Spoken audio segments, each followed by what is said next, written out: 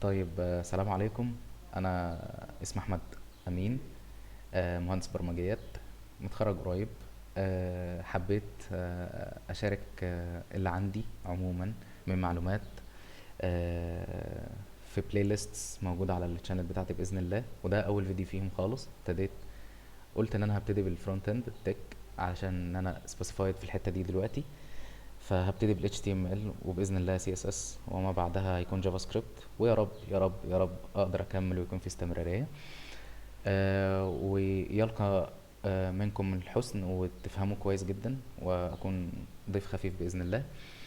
طيب، بكل اختصار احنا هنبتدي نتكلم عن ايه؟ عن ال HTML زي ما قلنا. طيب، بس قبل ما نقول يعني ايه HTML، احنا محتاجين بس نقول تعريف صغنون خالص كده عن ايه هو الانترنت اصلا. الانترنت هو عبارة عن سيستم متكون من مجموعة كمبيوترز متوصلين ببعض خلال العالم كله او النطاق بتاع العالم كله. باختصار ابسط من كده مفيش. ده انا بقوله ليه؟ ده انا بقوله علشان نتخيل ايه هو الويب بيجز، وايه هي اصلا الويب عموما، وازاي بنكونكت بعضين البعض، وازاي بندور من خلال البراوزر على مثلا فيسبوك، على انستجرام، على واتساب، على تليجرام، على اي بلاتفورم. جوجل بقى، اي حاجة، اي شركة، مايكروسوفت، غيره غيره غيره غيره، كل دول ليهم ويب بيجز موجودة على الانترنت.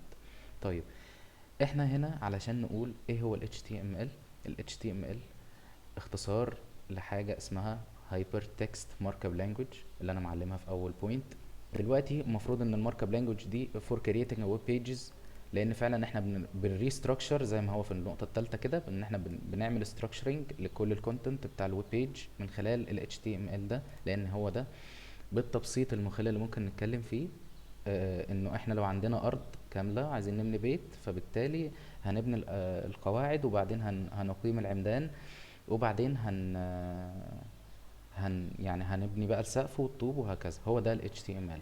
فكرة ان احنا نعمل محارة ونقاشة والكلام ده كله، ده الستايلنج، وده لسه هنتطرق ليه ان شاء الله في الفيديوز اللي جاية، ولكن خلينا في ال HTML.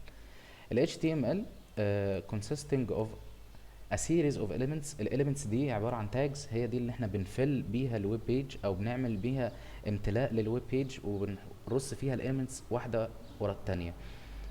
هيدرز بقى او باراجرافز او غيره او غيره او غيره، لسه ده كله هنتطرق ليه ان شاء الله في الفيديوز اللي جايين.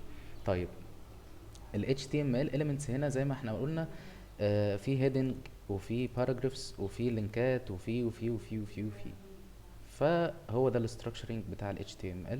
وللي حابب يعرف اكتر عن ال HTML باذن الله هسيب لينكات في الديسكريبشن، على اساس ان هي تلاقوها وتكون حاجة سريعة ليكم تفتحوها على طول، تعرفوا ايه هي ال HTML وايه هو الانترنت وايه هو كل اللي انا اتكلمت عنه النهاردة.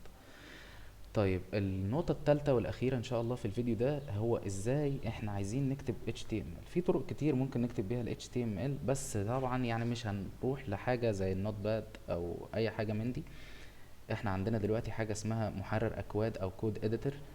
الكود إديتور ده عبارة عن IDE بنكتب فيه كود فبيرنه، إحنا بنشوف الريزلت بتاعة الكود ده من خلاله، أو هو بيكون الوسيط ما بيننا وما بين البراوزرز. طيب، ايه هو اللي انا برشحه؟ هو الفي اس كود، وده اللي انا بستخدمه بالفعل وعارض فيه الكونتنت دلوقتي اللي انا بتكلم فيه.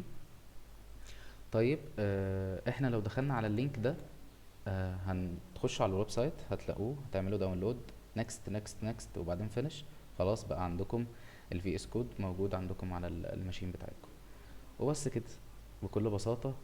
ان شاء الله الموضوع هيكون يسير باذن الله في الفيديوز اللي جايين. اشوفكم في الفيديوز الجاية. السلام عليكم.